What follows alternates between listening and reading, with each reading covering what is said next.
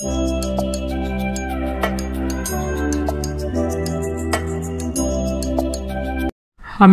Doctor Sujit Kumar Bhowmik, অনেকদিন পরে আপনাদের সামনে। দীর্ঘদিন আপনাদের সঙ্গে কথা নাই, তো আজকে কথা বলবো বাত ব্যথা নিয়ে। বাত ব্যথা আমাদের জানা থাকার প্রয়োজন আছে, বাত ব্যথার সঠিক চিকিৎসা সম্পর্কে আমাদের ধারণা রাখার প্রয়োজন আছে। তো সম্মানিত ভিউয়ার্স, শুরু থেকে শেষ পর্যন্ত দেখবেন, আশা করি ভালো লাগবে। বাত ব্যথা কি?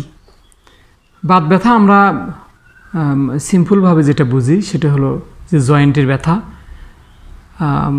মাংসপেশিতে ব্যথা, কখনো কখনো টেন্ডন এবং লিগামেন্টের ব্যথা, কোনো সময় জয়েন্ট এবং জয়েন্টের পার্শ্ববর্তী যে পেশিগুলো থাকে সেই পেশিগুলোতেও ব্যথা হয়।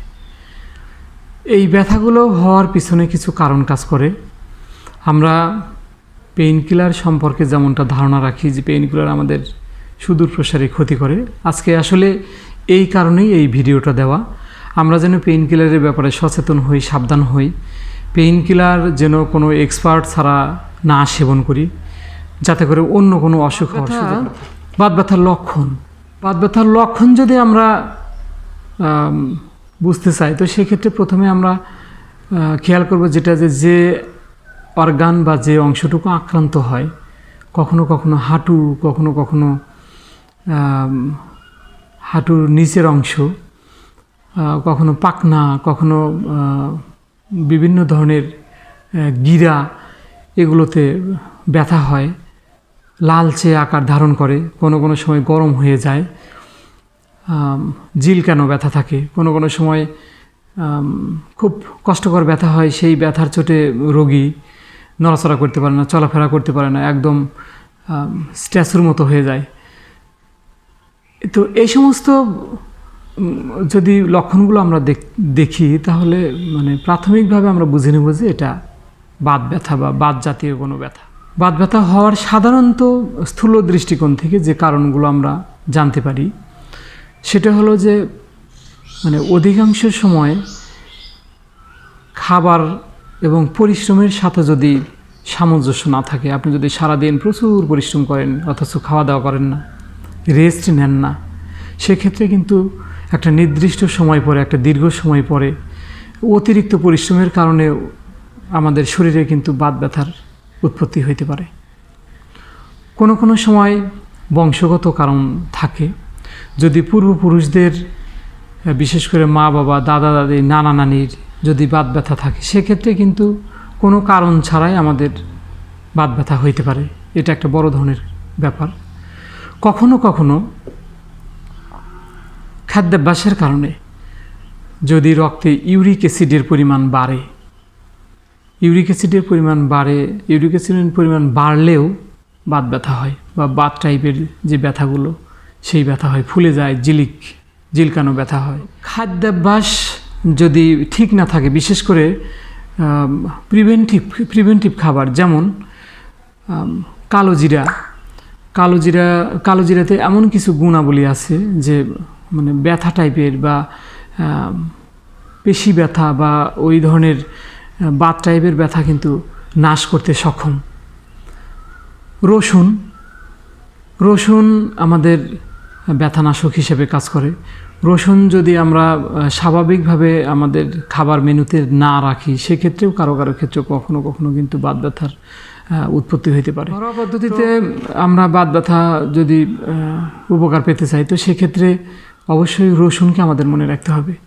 আমরা যদি নিয়মিত রসুন খাই 2 কোয়া 3 কোয়া করে 2 বার বা 3 বার খাবারের সঙ্গে অথবা ভাত খাওয়ার পরে, সেক্ষেত্রে কিন্তু আমরা বাত ব্যথার উপকার পাবো। কালোজিরা বাত ব্যথার একটা বড় ঔষধ, প্রাকৃতিক পেইন কিলার হিসেবে কাজ করে।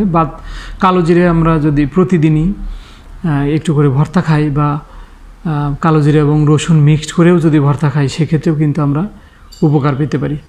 কিছু এক্সারসাইজ আছে, যে এক্সারসাইজগুলো আমরা যদি প্র্যাকটিস করি, সেক্ষেত্রে আমরা বাত ব্যথা থেকে ধীরে ধীরে বের হয়ে আসতে পারি। প্রেশার চিকিৎসা পদ্ধতির নাম শুনেছেন, ঔষধ ছাড়া চিকিৎসা পদ্ধতি। আমরা কিছু নির্দিষ্ট পয়েন্ট আছে যেগুলোতে আমরা প্রেস করেও ঔষধ ছাড়া আমরা এই বাত ব্যথার কিন্তু উপকার পেতে পারি। ইউরিক অ্যাসিড বাড়িয়ে দেয় সেই খাবারগুলো যেন আমরা একটু দেখে শুনে খাই।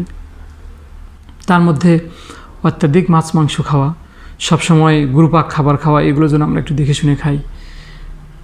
পরিশ্রমটা মাত্রার মধ্যে রাখা, পরিশ্রম অনুযায়ী খাবার খাওয়া, পরিশ্রমের সাথে মিল রেখে বিশ্রাম নেওয়া, এই বিষয়গুলো যদি আমরা খেয়াল করি তাহলে কিন্তু আমরা প্রাকৃতিকভাবেই বাত ব্যথা থেকে অনেকটাই ভালো থাকবে। হোমিওপ্যাথিক চিকিৎসা তো আসলে লক্ষণভিত্তিক চিকিৎসা, বিভিন্ন লক্ষণে বিভিন্ন ধরনের ঔষধ প্রয়োগ করতে হয়।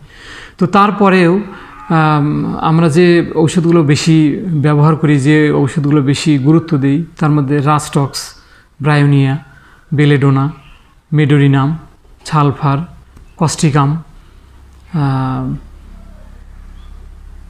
আর্টিকা ইউরেন্স, এই সমস্ত মেডিসিন।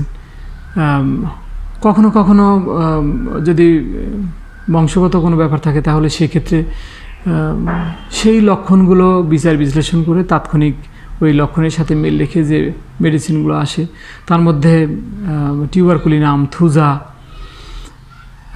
সিফিলিনাম, এই মেডিসিনগুলো সাধারণত আমরা বেশি ব্যবহার করি। বায়োকেমিক ওষুধগুলোর মধ্যে সাধারণত ক্যালকিরিয়াফস, ক্যালিফস এবং ম্যাকফস, এই ওষুধগুলো অত্যন্ত বেশি বেশি ব্যবহার হয় এবং এগুলো অত্যন্ত কার্যকরীও বটে।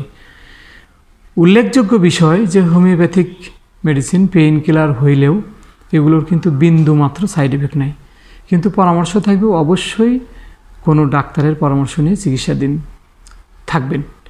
তো সম্মানিত ভিউয়ার্স, আজকে এ পর্যন্তই। বাত ব্যথা নিয়ে বা বাতজ্বর নিয়ে আমাদের পরবর্তীতে আবার আপনাদের সঙ্গে কথা হবে। সে পর্যন্ত আমরা সবাই ভালো থাকি, সুন্দর থাকি, সুস্থ থাকি।